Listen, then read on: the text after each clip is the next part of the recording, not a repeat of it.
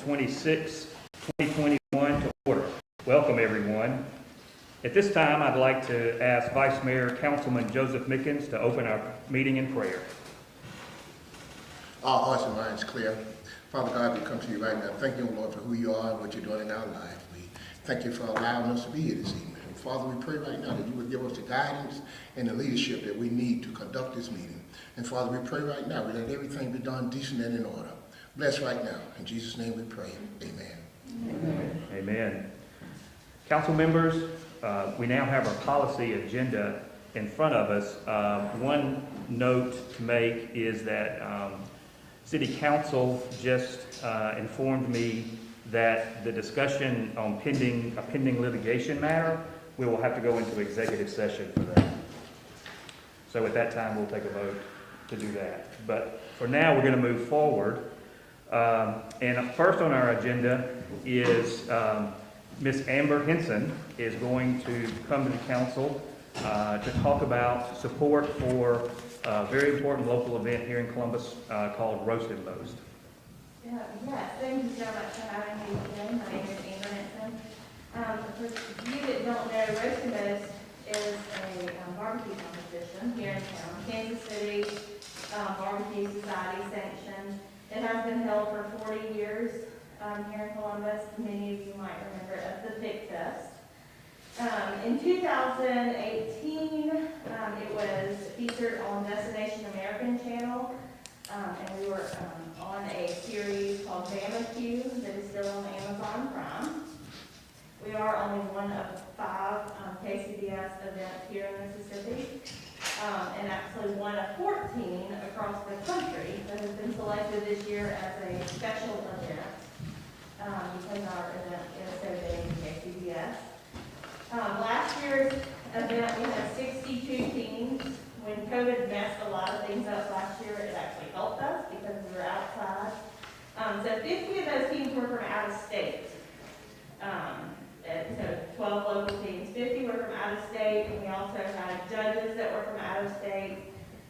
If everybody spent about $1,500, which is the average of what a team spends in a city when they go to an event, then the Roast and Boast raised about, or helped the city in about $60,000 just in one weekend. This event, like I said, has been going on for 40 years. It takes, at the end of it, my expenses column is about $30,000.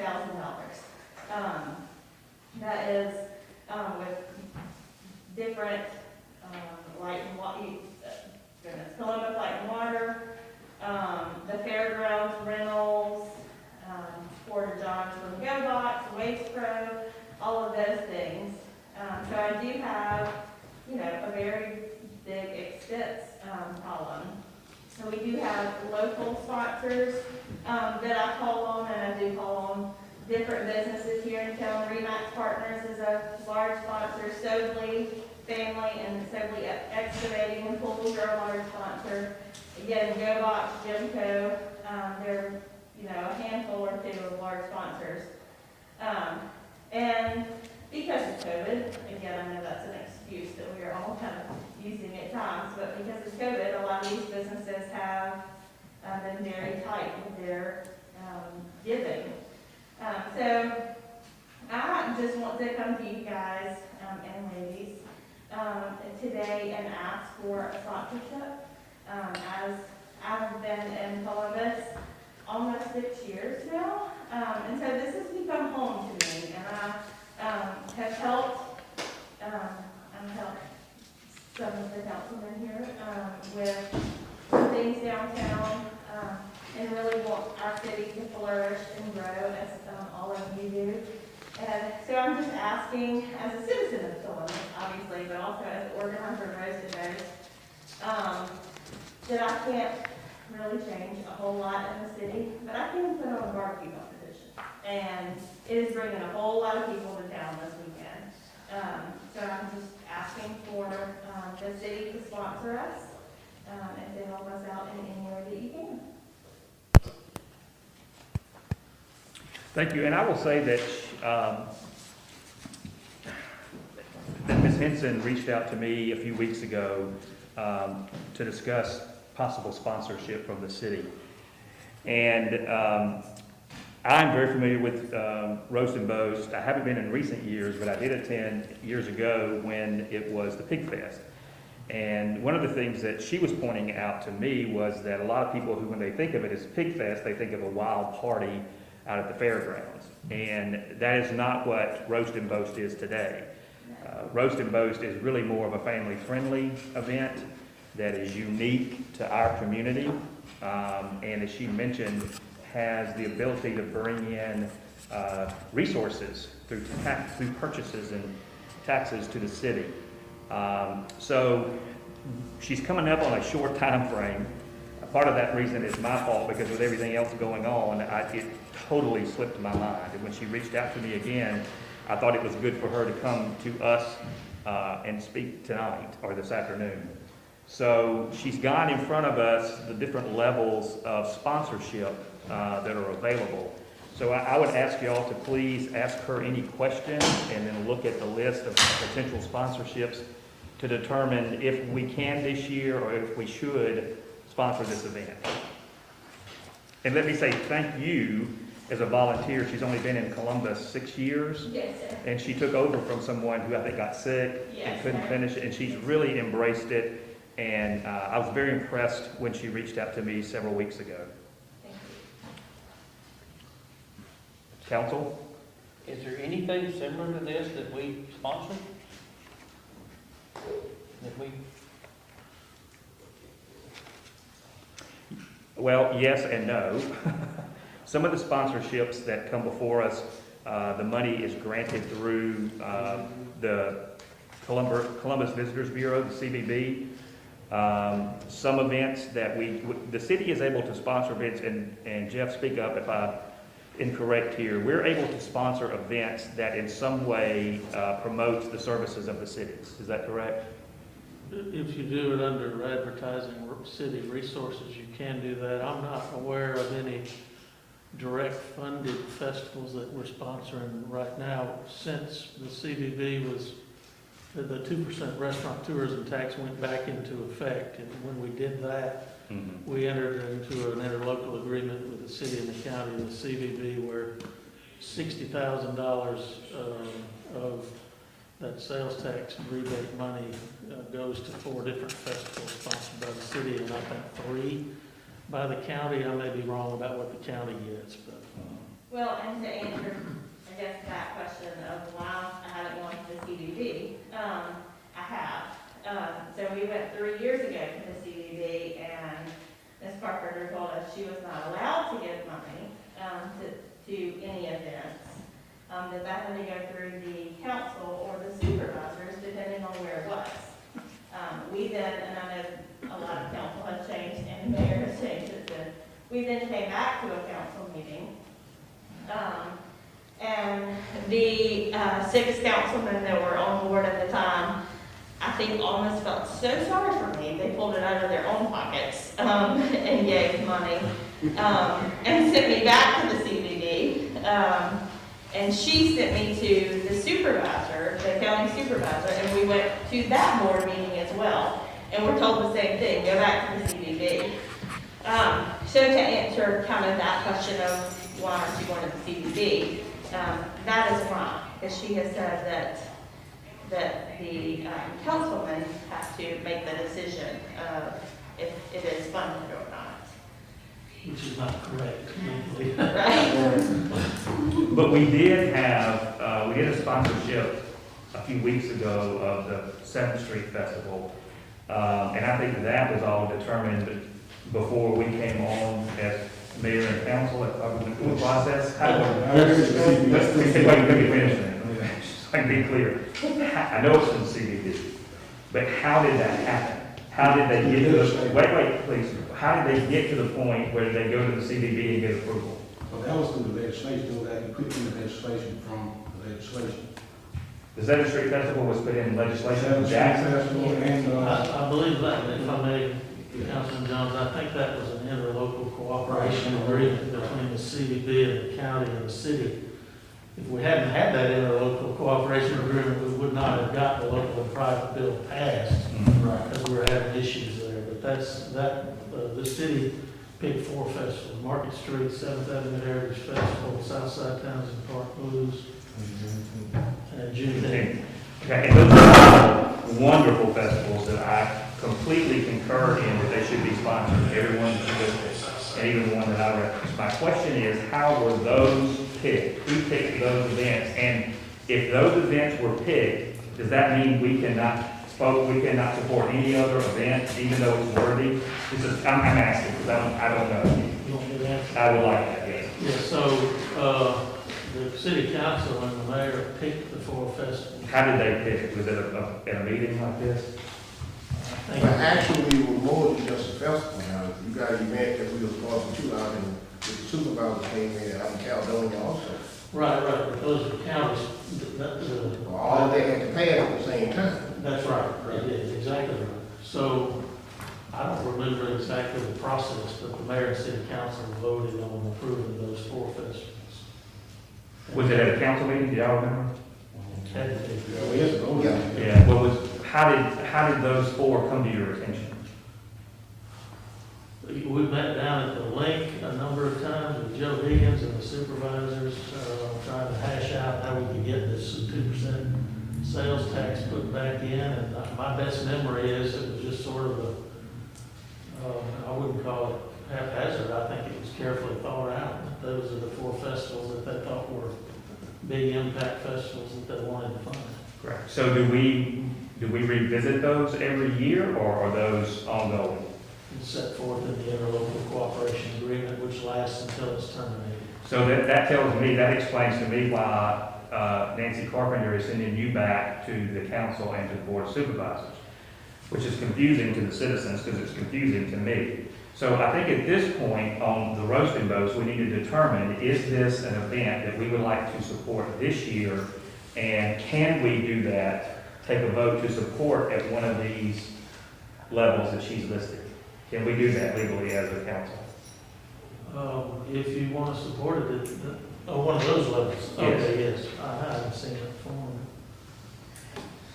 I mean, the statute on advertising municipal resources says that it can't exceed, I think, 1 mil, so you probably haven't done nearly that much. So like any amount on that list, the mayor and city council could approve under advertising city resources if they make the factual finding that the contribution to that event would bring into favorable notice the opportunities available in the city of Columbus.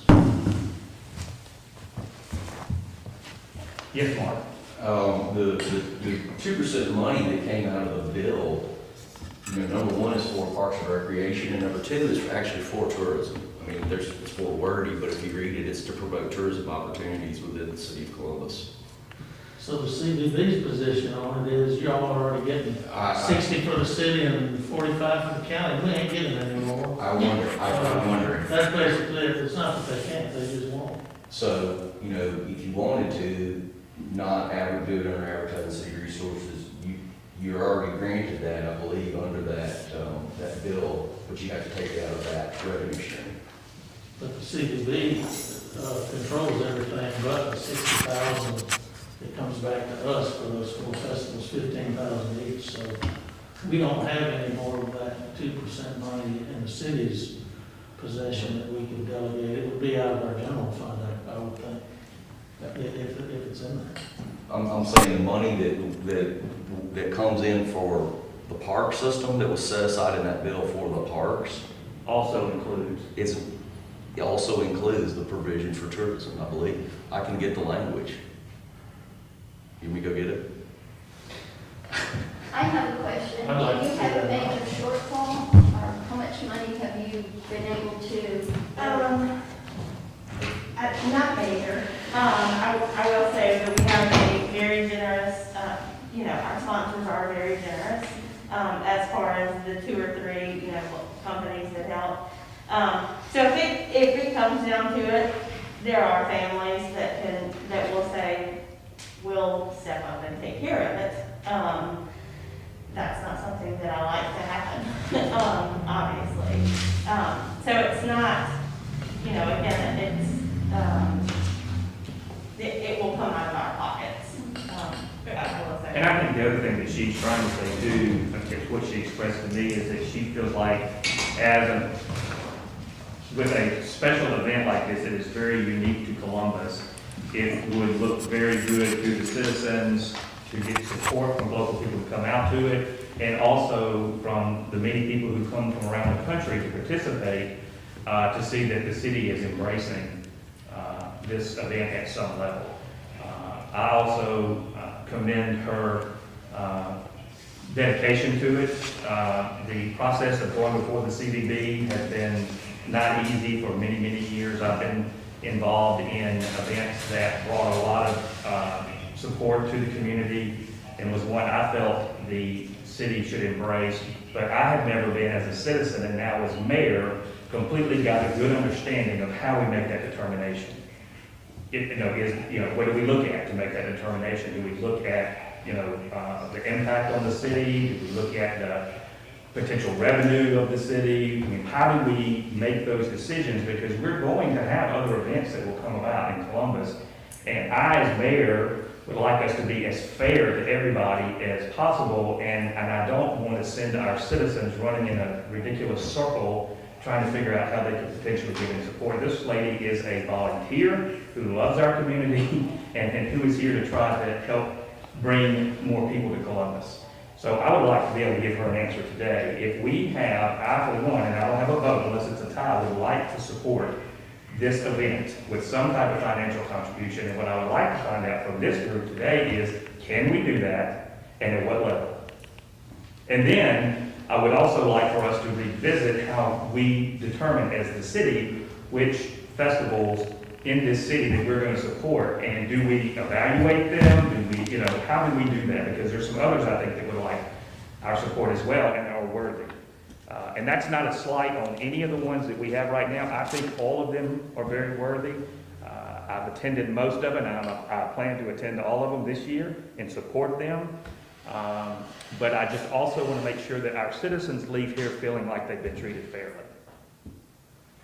Well, and I will say, as far as money coming back to the city from this, obviously, as it has already been spoken of, the 2% tax that comes back. But I also, in that $30,000 of expenses, $3,000 of it goes back to Columbus Light and Water for the meter reading. The meters that have to be brought out for power and the power. Probably, I would say 1,000 of it ends up going back to some, or 2,000 ends up going back to some small, local business that's here in town, for different miscellaneous expenses and things. So it's. And they've also supported with leftover money local charities for children's cancer and even organizations outside of Columbus, but I think they want to focus on Yes. Programs inside of Columbus and other nonprofits. Correct. We are checking the law. Okay. Okay, so the local and private bill, which was passed in 2019 in Section 2, which I remembered as being for use in maintaining the park and rec facilities, it is actually broader than that, as your COO says. It says $400,000 to the city, which amount shall be utilized thereby to fund 1, parks and recreational activities and programming within the city, which this is really not a park and recreation program, but 2, park and recreation improvements, including maintenance and repairs, and 3, tourism, entertainment, and special events within the city, which I think this would fall into, and 4, overhead costs associated with the 4 million. So is that a yes from the council? So if you have probably at least 400,000 in there, right, in that fund? 8. 8. So you have money to do it with. I still would suggest, even though this provides for that, if you want to use it for the purpose that we're talking about, you do it under advertising municipal resources, and then you have a government suspenders, because it's allowed under the local and private bill, which you've also relied upon another statute to do it. And I don't think it's necessary to review the other local, since the local and private legislation, which is the more controlling, allows it. Council? Are we opening ourselves up for, and roast and boast, I'm totally for you, been a fan for years, but are we opening ourselves up for who else is coming in? We need to have something so that we don't get caught shorthanded trying to make a spur of the moment decision on who gets money and who doesn't get money. Well, I mean, I will respond to that. I think that if you read the statute, that money was set aside for this reason. So I don't think we need to be concerned if we have people coming to us. What we need to be concerned about is, are we in a position to help them? And is what they're asking us to help with fall into what we're talking about with this statute? What they're talking about, is my understanding, is that it is an event that will bring positive impact to the city, and we're trying to help with that. I, for one, think that her comments to us show that it's a positive impact to the city. Now, the mayor has spoken. I'm not going to say anything else. It's up to y'all.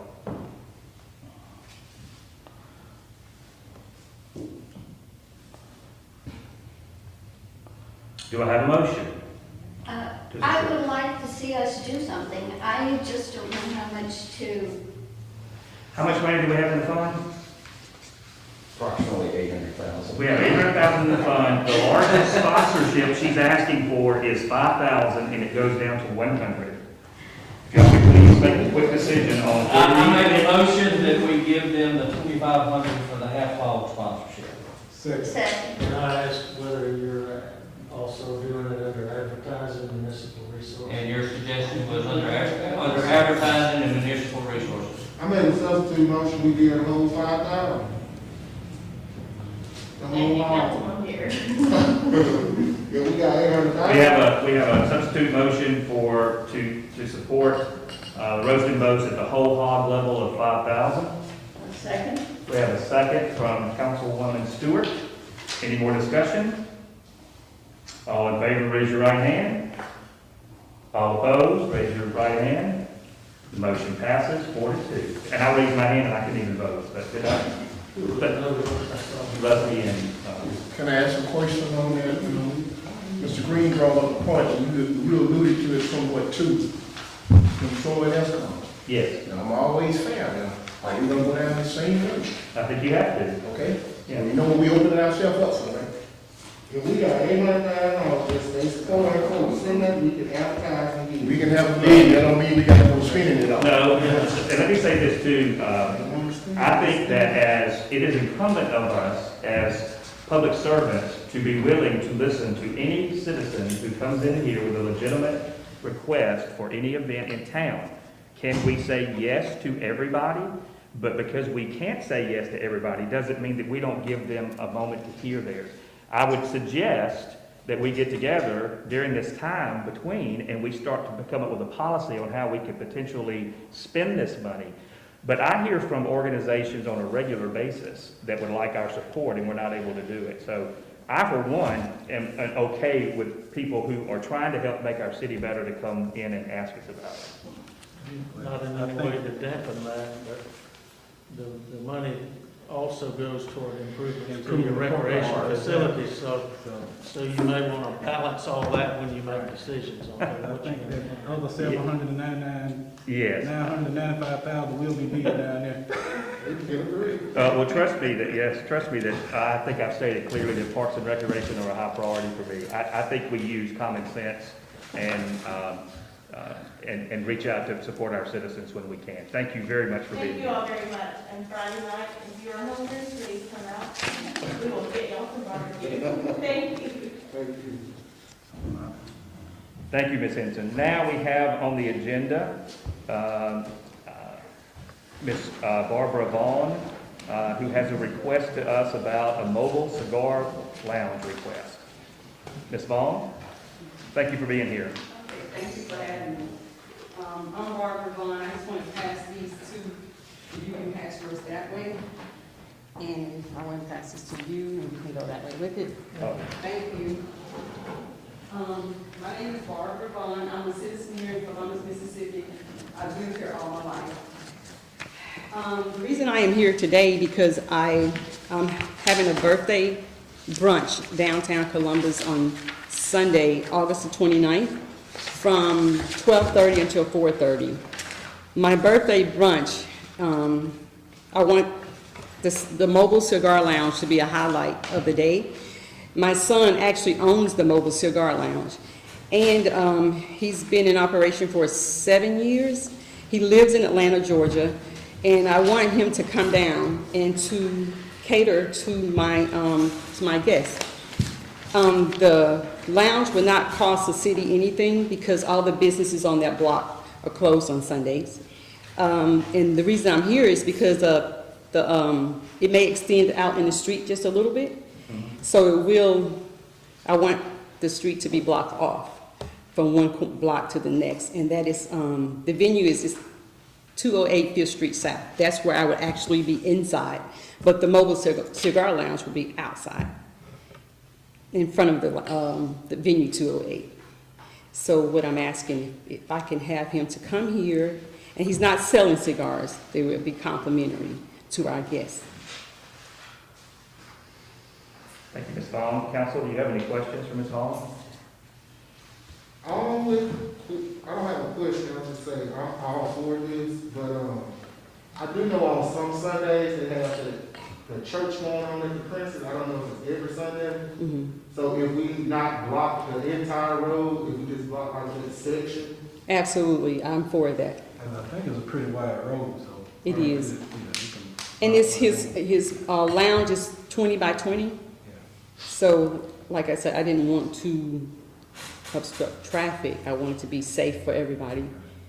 So, if we can just block one lane, All right. and that's the one lane going from north to south. I'll make a motion that we allow the one lane closure. So I'm straight. We have a motion from Councilman Jones to accept Ms. Vaughn's request. Do I have a second? Somebody second. Oh, I'm sorry, Councilman Pierre. All in favor, any discussion? All in favor, raise your right hand. All opposed, same sign. Motion carries unanimously. Thank you for being here. Perfect. Thank you for having me. Okay, as I mentioned earlier, we're gonna move past the discuss pending litigation matter on the advice of counsel to go into an executive session for that. So now we will turn to a very important issue of restructuring our 2014 bond issue. And to begin the discussions on that, I would like for Interim COO Mark Alexander to please address the council.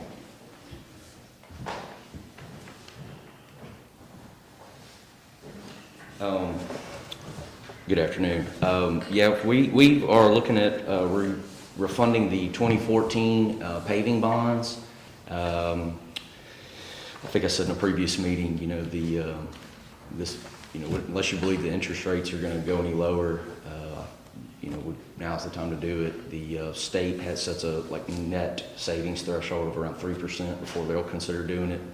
This will be in excess of that. Can't say exactly what it'll be because of fluctuating interest rates, but so we have some people here to come discuss it. Who's going to go first? Okay, this is. Okay, I'm Sue Fairbank with Okay, Snow, okay. and this is Lynn Norris with Government Consultants. Thank you. And you have before you a bond resolution approving this refinancing. Lynn's going to tell you kind of the financial aspects of it, what you're going to say by doing the refinancing and that kind of thing. So I'm going to let him speak first, and then we can talk about the resolution itself. Thank you. Got my glasses on so I can see the paper. Okay, the current rate on the outstanding bonds is 3.25%. The net interest cost on the interest rate on the refunding bonds would be 1.04%. Could you say which paper you're on? 1.04. I'm saying, which, you're on this first page right here, the Yeah. scenario one. I didn't Scenario hear the first part, I'm sorry. Scenario 1. Thank you. And the savings would be $182,111.63. And we've looked at some scenarios that may be possible, but the term sheets and all are reflecting one at this point in time. Sue can get into that. So, this scenario is a level debt service savings, and these are good rates. So, there's two banks that are looking at taking these bonds down, Yazoo Bank and... Bank of Yazoo and River Hills Bank River out of Hills Vicksburg. Bank. Out of Vicksburg. And I think they're ready to buy the bonds. to purchase Yeah, they them. have. They've signed these term sheets. Now, Lynn, do they need to determine, like, go through those three scenarios and decide what they want to do? It's possible that the Raymond James is the underwriter that's placing these bonds. I've had conversations with Raymond James. There is a possibility, it's not written in stone now, that you can select which scenario you want to go with. If you do that, we'll go to them and see if we can get this scenario in. This one's in place. We'll try to work these other two scenarios in. Scenario 2 is upfront savings, slightly higher interest rate. It's a 1.045. You get all your money, you get most all your savings up front, and then you are paying essentially what you were paying previous to the refund. You have a few $100 savings, but it ranges from, looks like $145 to $745 annually. But you get $171,804.9 up front under that scenario. The refunding principal net present value savings on this scenario is 4.635%. On scenario 1, it's 4.658%. That's the net present value savings. You're required to have a 2% net present value savings in order to do the refund. Do it as a refunding bond issue. So well above that, you more than twice that right there. And scenario 3 is a deferred debt service payment. It has a 1.017% average coupon and net interest cost. The savings there is $192,569.80. You're essentially, in this instance, paying the same debt service payment, until the last year, and that ranges from the savings is positive $14.50 to a $994.30, but you get $188,563 in the final year. What this scenario does, you're paying more bonds off in the earlier years, so you're reducing the interest payments you're making. So you defer, this scenario generates more savings overall. And the net present value savings on the refunded principal here is 4.76%. So those are the three scenarios that we've been looking at. So are we deciding today if A, we want to refinance, and if so, which scenario we want? Is that how we're doing this today? Yes. So when we make a proposal, we need to say, making a proposal that we refinance scenario, whatever.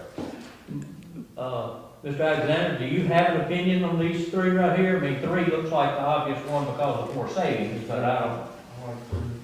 Well, the other thing is, if you had a high, like an investment account or high interest bearing account, you could pick the first one where you get the cash up front, invested, and reap the money that you get off the investment, which the city currently doesn't have. So, But you improve your cash position with scenario one right Right. up front as opposed to on the back end. right now, yeah, you'd add more cash, but I mean, the city is not, cash strapped. I mean, I would prefer savings, I'd pick free. I mean, Yes. that's what I would do, because of my business. But can you say that again, the city is not cash strapped? Well, not enough to do that scenario, I think is what he's saying. May I offer a suggestion? Your preferred scenario would be the one, whichever one you choose, but the one that's in the term sheet would be acceptable if we couldn't get the preferred scenario, get the banks to agree to the preferred scenario. There's not a lot of difference in the total savings, it's just the timing of when the money's coming into the bond and interest fund. So that's, So you're saying you want the flexibility We- to we need sell whichever flexibility. one you can sell. we have a bird in hand. Since this process has started, the 10-year treasury's gone up about 10 basis points. So that's where we are right So now. time is of the essence. So we're not really suggesting a scenario, we just need to approve the fact that we need to redo the bonds. Is that correct? Well, you can suggest a scenario, and if they can't get it, then they can go with the one that they have in hand. You can do it that way, Right. if you want to. So the resolution that you have before you approves the two term sheets that we've gotten that are the level savings throughout the term, the remaining term, and that's the first scenario that was discussed.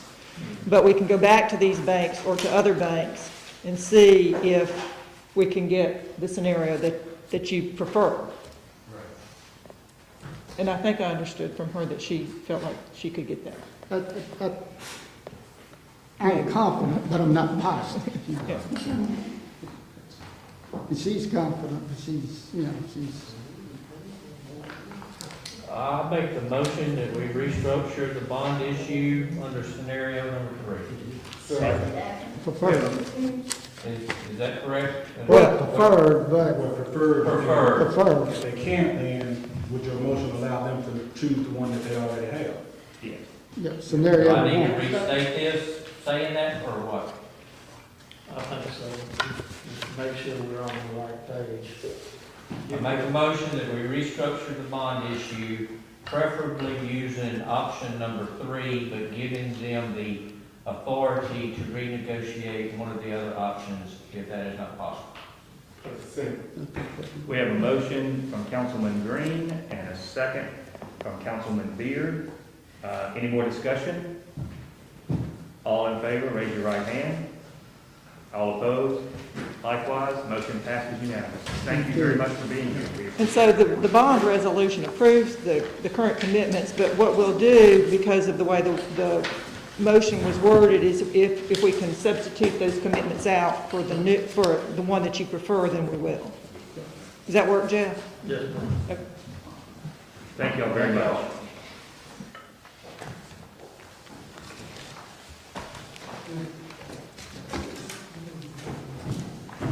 Okay, at this point in the meeting, we are going to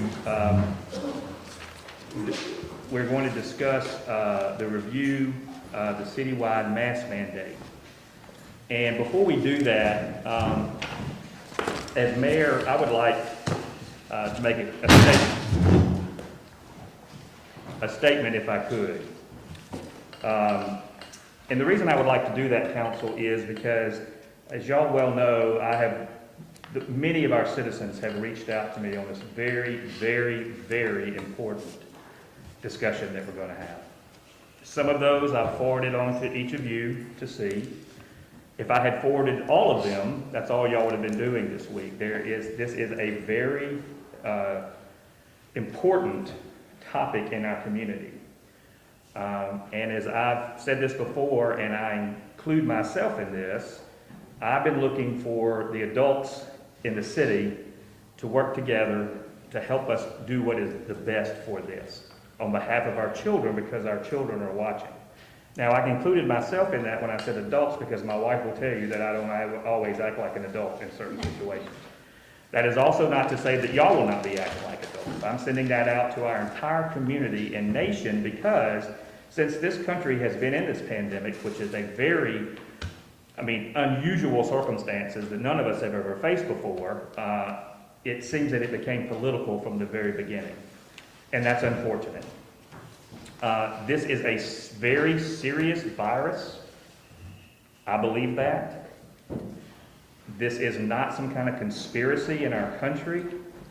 I think this is something that we need to deliberate very seriously and very thoughtfully. I've asked the community to join us in that process. We as city leaders cannot make all these decisions by ourselves. We have to work with the leadership in the community. Where we are today is the city of Columbus has a mandate in place for masks to be worn in all city-owned buildings where we have employees working and people come in and out to visit. The Board of Supervisors has a mandate in place for all the county buildings and facilities across Lowndes County. The university in our town has a mask mandate. The public schools in our town have a mask mandate. That would be Mississippi School for Math and Science and Columbus High School. The county schools now have a mask mandate in place. Some of those schools have had to go to virtual classrooms because of outbreaks of COVID in our community. This variant, I believe, is serious, and we must take it seriously. I have stated this clearly before. I am vaccinated. I believe in the vaccines. My 89-year-old mother is vaccinated, my adult children, as is my wife, and we are all fine. However, everybody doesn't see it the same way. And I had a panel of doctors from Columbus come in and have a discussion. Since that panel discussion, I have had doctors in Columbus call me and reach out to me. Some of them I forwarded your messages to them, who were in disagreement with the doctors that were on that panel. The scientists are not sure, they don't agree on everything if you look at it. The critical thing we're talking about today is mask mandates. What I have been trying to do as mayor is give the citizens the information that I think they need, or we think they need, to make good decisions. We've been giving them the count of people who are in the hospital with COVID and in ICU. There have been some citizens who felt that information was not accurate because there were people from outside of Columbus that were in those rooms. Everybody wants a breakdown to look at the facts so they can make the right decisions. And it is hard to give everybody the exact facts because this is not a perfect situation. So, I personally am wearing a mask whenever I go into any large stores or places where there are lots of people, even though I'm vaccinated. Are all masks the same? No. We know that. Does everybody wear their mask appropriately? No. We know that. The question before us is, does a city mandate make that happen? The question before us is, are we doing everything we can do to keep our citizens and students safe? Now, I listed everything that local government is currently doing. There are businesses in Columbus who already have their own mask mandate in place, and I commend them. Before you begin your discussions and deliberations, and trust me, I have put a lot of thought into this and a lot of prayer, and I am not trying to persuade y'all in any other, to move away from where your position may be. I'm simply telling you because I think as mayor, I need to be very clear to everybody where I fall down on this issue and why. I believe in the comments that you heard from our chief last week, that it is literally impossible to mandate a mask mandate in this town and hold people fairly accountable. You will remember when we were at this a year ago, when we knew much less about this, that it became a very hot topic in the city, which was one of the things that I think is divisive in our country and in this town. I can't control this town, I can't control the country, or I can't control the state. What I can do is give you my opinion from the research that I have done and what I think is the best for us. Regardless of your vote today, I will continue as mayor with your help to try to get as much information as we can about COVID-19 and the variants that we're facing. I will continue to support the organizations in this town who have put mandates in place. I will continue to help do everything I can to have people find the correct information and feel comfortable in getting the vaccine. What I will ask the citizens of this town, if they don't believe in the vaccine, would they please, respect the other people's opinions who have gotten it? Would they also please, in this uncertain times when none of us know exactly what the long-term effects or the short-term effects of this is to err on the side of common sense and what the numbers are telling us. We see that when masks are worn and people are getting vaccinated, numbers are going down in places. Now, what the long-term effects of these vaccinations are going to be, I don't know, and you don't either. But what I'm compelling this city to do, I would be very proud to see this city and its leadership step up and work together to come up with the best possible solution we can for everybody. I'm not speaking on behalf of anybody but me. I'm not aligned with any political party. I'm not aligned with any group in town. And believe me, I respect and trust everybody's opinions. And my opinion, I haven't known where I felt about this all along the way. But I continue to try to educate myself and read the science, read the data on both sides. What I'm going to try to do in the coming days is I want to try to get the doctors who disagree on this and that it's not necessary or the vaccine is not necessarily good, and the ones who say that it is, to come together and have an open discussion where we can discuss some of the key issues and points that people are sending to me about this virus. And so that my job is to hopefully help educate this community. At the end of the day, I'm most concerned about the children because we have to make decisions for them. And so that's why I'm asking everybody to please do everything they can to act like adults in this process, and let's err on the side of trying to help everybody and not point fingers and not get angry if this vote does not go to your preference. Having said that, I want to thank everybody who has reached out to me with their comments and their concerns. I want to thank this council for their seriousness about this. I think that they are trying to do what they feel is in the best interest of all of our citizens. I don't think anyone on this council has a political agenda. I don't think anyone on this council is being influenced by outside sources. I believe that everyone on this council is here because they want to serve the citizens of Columbus and do the best they can to set policy. So the long-winded mayor will be quiet now, and I will turn this over to Councilwoman Stewart. Good evening. Good evening. You know, the last city council meeting we discussed mask mandate. And my mind now is more favorable for mask mandate today than it was 2 weeks ago. We have 6 children in the state of Mississippi that have passed away. When you look at the data, like Mayor Gaskin said, he puts it on his website, how many cases we have, how many ICU cases. Small counties and cities do not report their data in a timely manner. The thing that I would suggest you take a look at is science, and regardless to whether you feel we're being political or not, you cannot deny the fact that we have a serious problem with this virus, and people are dying.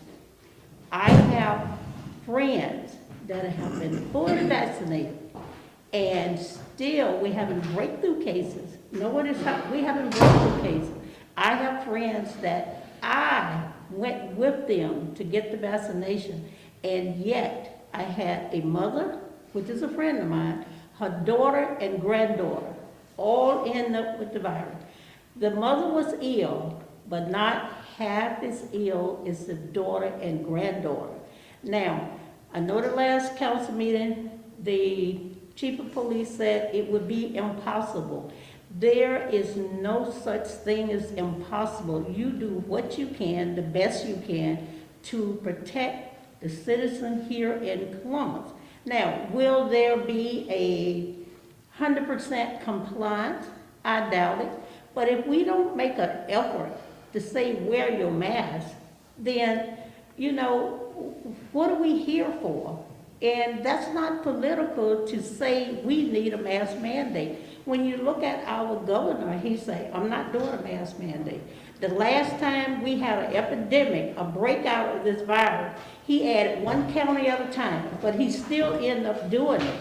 Now, we have a serious problem. We don't have beds, we have people dying, we have people getting sick. Now, the last time we voted, let's do city buildings.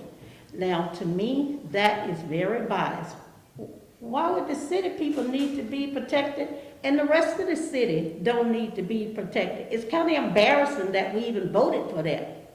Why would city people need masks on? Why wouldn't they need a mask at Kroger or Dollar Tree or wherever it is that the citizens shop? We're sitting in here now, all masked up. Do we only come to City Hall? We go all over the county. So if it works in one place, it will work in the other. And I feel we should do whatever we can to protect, again, the citizens. I read, I listen. Mayor Gaskins sent a reply from a physician. I think that he had contact, or maybe that physician contacted him. And it kind of brought tears to my eyes when I read what he said in his email. He don't believe in mask mandate. So he talked about when he go to the grocery store, how the potato chip aisles is full of people and that people die from heart attacks and all, which is true. But let me ask you something. Yeah, I'm overweight, but if I went to Kroger every week and bought 5 bags of potato chips and got bigger and fatter and died with a heart attack, can I pass that heart attack on to someone else? No, you can't. But if you get the virus, you can pass that on. I am embarrassed that we will have a physician that would make a statement to an elected official like that. I think he was totally nuts. So what you should do is listen to science, listen to the CDC, and use common sense about making a decision about this virus. If you're gonna wear a mask, why don't you think, forget about yourself. You know, people have a right. You don't have a right to spread this virus to someone else. If you want to go unvaccinated, don't wear a mask, stay at home. But people are not going to stay home. They're going to shop, they're going to go out. And that's what we need to consider when we make this decision. I think also, if you look at the difference in the school system, the county started up without a mask mandate. The city schools did. The city schools hadn't had to go to virtual or hadn't had to shut down. But Caledonia went to virtual and also started a mask mandate. So if the masks are not working, then why would they do that? And, you know, we know people wanted a choice there also and want to protect their kids, but they did the same thing as well. You know, same thing with Oxford, you know. The people who contacted me have had medical concerns, COPD, they've had children that cannot wear a mask, and I think that we let the people know it's important. And if you don't wear a mask and you see somebody walking down the street, go the other way. I mean, we have common sense, and we know when we go in Kroger, we wear a mask. And I think we should let people make that decision. It's not like if I don't wear a mask, I'm going to give you COVID. If I don't wear a mask, then I avoid going places. I mean, we have to give people their freedom, and it will be impossible for our police department to enforce this. And is it going to be smart to have people calling up 911? I see Mr. Gaskin in the grocery store. He don't have a mask on. You going to arrest him? You know, I just... Well, I would have my mask on in the grocery. Yeah. I don't think most people were calling 911 to report individuals. I think they were reporting businesses that may not have been following it so more than they were individuals. Right. But I don't want to wear a seatbelt. You do or don't? I don't. But by law, I have to. And I'm the only one that I would hurt, would be myself, if I had a record. So What's your point? I'm just saying, though, that what laws are made, and they're made to be followed. I mean, you know, regardless of what it is. I wear one because I have to, because that's what the law is. I think what his point is, Rusty, and you probably know this too, is that a lot of the people that are very voiceful about this feel like that we're infringing on their rights. Right, exactly. And there are vaccinations that people have to take in order to go to school. That is true. There are seatbelt laws. You can't go into some restaurants and smoke like you want to. Right. You know, there are all kind of scenarios. And everybody could sit here and we could argue a point back and forth. Right. Councilwoman Stewart is a nurse. She's a professional in the field. She has very strong opinions. She called somebody a name, even asked her not to, but that's just another example of how strong she feels about it. It is a clear example of how she feels about it, and I totally respect her opinion. I totally respect her frustration. I don't blame her frustration. These are unprecedented times. And I don't think anybody will deny that. And part of the reason we're here having this discussion, in my opinion, is because this became too political in the beginning. So I have made my statement on it. I think everybody knows where I stand on it. Do y'all have more discussion that you would like to have? During these tough times, our businesses are struggling anyway. When I go out in the public now, I see those who want to wear the mask, and it is the majority of people are wearing masks. And that is a personal choice. I still like to lean toward the people making your own choice, whether you want to or not. And more people are choosing to wear the mask. I think we get a whole lot more results from the encouraging from the mayor and the city council, please wear your mask, than a mandate that we have to take police officers from patrolling our streets to go and chase 911 calls about people didn't have a mask. That's going to happen. Now, how often, I don't know, but that's going to happen. So I am going to vote no if the proposal comes up, because I feel like our businesses do not need the extra burden. And you also have that kind of hypocrisy of just wear your mask and you wear it 2 feet to walk inside the restaurant, and then you take it off for an hour to eat. So it's all good, and it makes us feel good, and we ought to make ourselves try to look after our citizens, but if it's not effective, let's not do it just so we can say, well, we did something. Well, if I can add my little 2 cents, I'm still fighting with it, with informational purposes and all of that, because in one ear you hear, get vaccinated, it helps. In the next ear you hear, don't get vaccinated because it don't help. And then in this ear you hear, wear your mask. And then in this ear you hear, don't wear your mask. Well, I haven't seen my grandmother in about 6 days. My grandmother knew my auntie, who's a nurse, in about 6 days. Both been vaccinated, but guess what? They both got COVID. And it's whooping their A-word, if I quote unquote. And they both been vaccinated. I have not seen my grandmother in 6 days. 77-year-old lady, healthy, walk 3, 4, 5 miles every morning. Because people been telling her, get vaccinated, it helps. But now she's laying in bed. And I'm getting emotional right now because I have not seen my grandmother in 6 days because somebody told her that the vaccine worked, and she's still sick. Can I say something? Somebody told, but if you were looking at what signs said, it didn't tell you wouldn't get COVID. It said she would not said you have- would be less. I understand what you're saying, But let me It finish. said you will not have the major, the symptoms will be mild and all that stuff, but she's sick. She's sick. Is she in the hospital? I mean, she's not in the hospital Is because she in intensive care? No, we're she's taking not. care of her. Like I said, I have an auntie that's a COVID nurse, and she has it as well. Well, one of my And best she's friends been has it. vaccinated. I'm not arguing with you at all. I'm just telling you my experience with what's going on right now.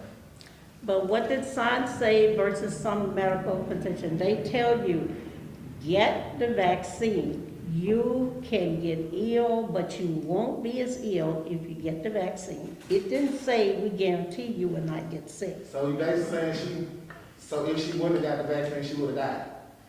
You can't say You don't that. know. I We would. don't know what's going on. That's what I'm saying. So like I said, you got everybody. It's Well, I'm gonna say this and we'll move on. It's apparent what my opinion is on the vaccine and other, councilmen's here. So we can vote for it, and believe me, I respect your opinion. You vote for it or you vote against it. Well, one thing, Rusty said that it was ineffective, but I think masks is what allowed the restaurants to open back up. You're saying that they're struggling, but that's what allowed them to open back up in the beginning were the masks. Yeah. Well, also while we're thinking about this, I think, I was remiss not to say that I know that there are many people in our community who have lost loved ones to this virus. I've heard from someone today with a very sad story that lost a loved one to this virus, and they were appealing for the mask and for people to get vaccinated. So however this turns out, people are going to be hurt and upset. What I hope we will do is make a wise decision and then also continue to encourage people to get the facts. I think everybody made a very good point here. Again, it's my biggest concern is the difficulty of enforcing a mandate like this, and when there's so many different versions of what masks work and what don't. I say people should be wearing them. I say local businesses should look very seriously to see if they have the type of business where it would be helpful for their customers to wear the masks. I'm already doing that. I'm saying that it's upon the leadership of this entire city to take this issue very seriously and to try to work with us on educating our community and keeping us as safe as possible. So I said that before that would be my last comment, but this truly is my last comment.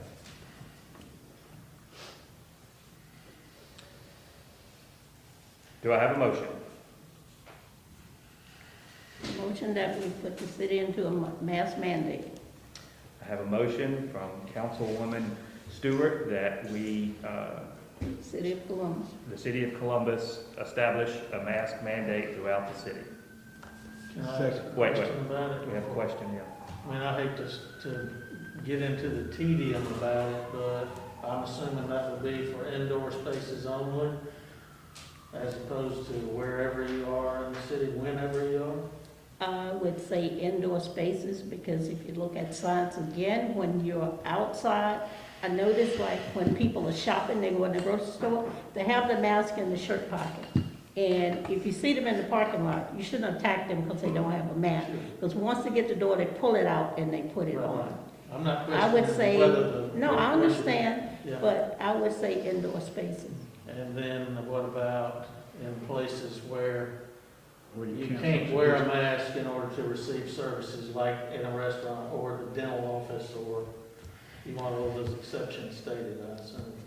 I want those exceptions stated, because when you go to the doctor's office, even though you have to have that mask off, they take your temperature. And when you walk in that door, they put a mask on you until you get in your private space and they assist you and wait on you. So they will take care of that part. Thanks, Jim. Sure. So eating and drinking as well, is that in there as well?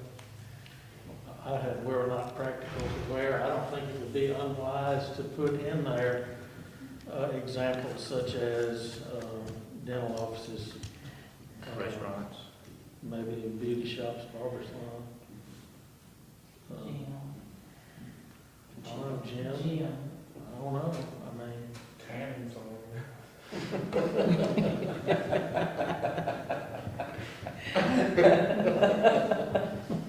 You have to go there.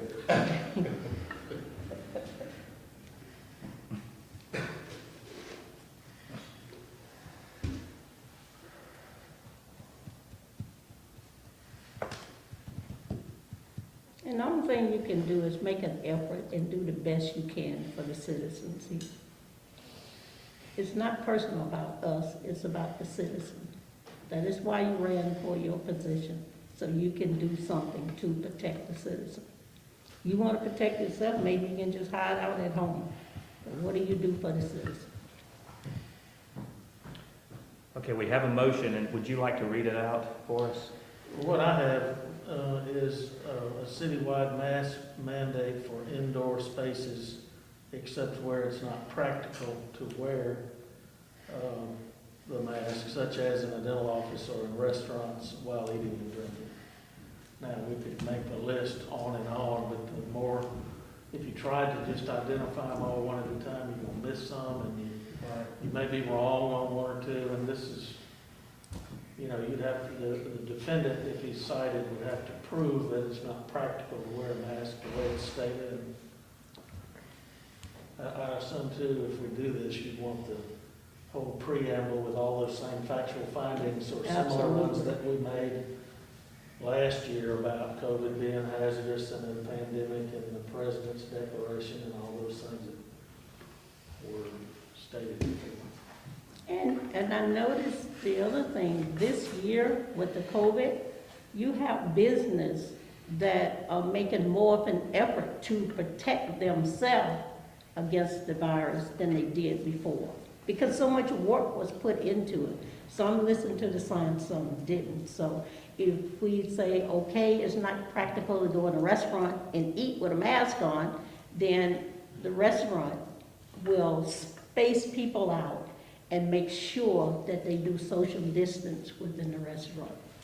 And they're requiring that their employees get vaccinated, or you go without a paycheck because your job is missing. I have a nephew that's a registered nurse at Baptist, and he's a nurse, didn't want to take the vaccine. I spoke and spoke, then guess what they told him? It's mandatory, you can no longer work here, you have, not a problem, I'll take the vaccine. So when it came to that paycheck, he made a good decision. He decided to get the vaccine. So these businesses will help us. They're going to step up to the plate because they do not want to close again. I don't want to see city business close. I'll second. And of course, I mean, we're not telling people that, you know, if you're in your office and you're by yourself, you don't have to wear a mask, you know, so we're not saying that, you know, wherever you're able to, you know, social distance and, you know, that's what you should do. Okay, we have a motion from Councilwoman Stewart that council has read to us, our city attorney. We have a second from Councilman Jones. Is there any other discussion?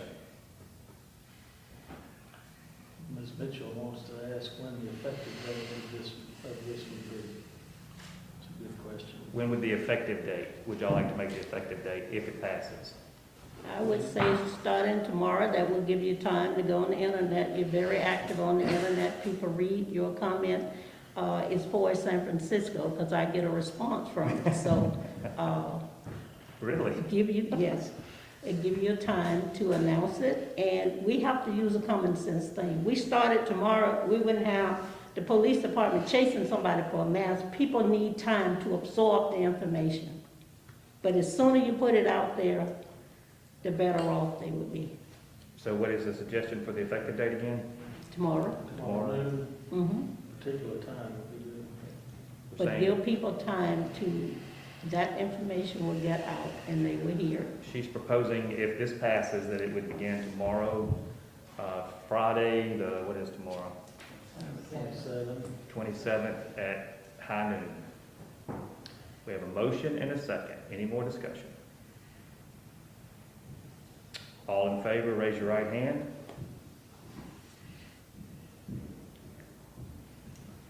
All opposed?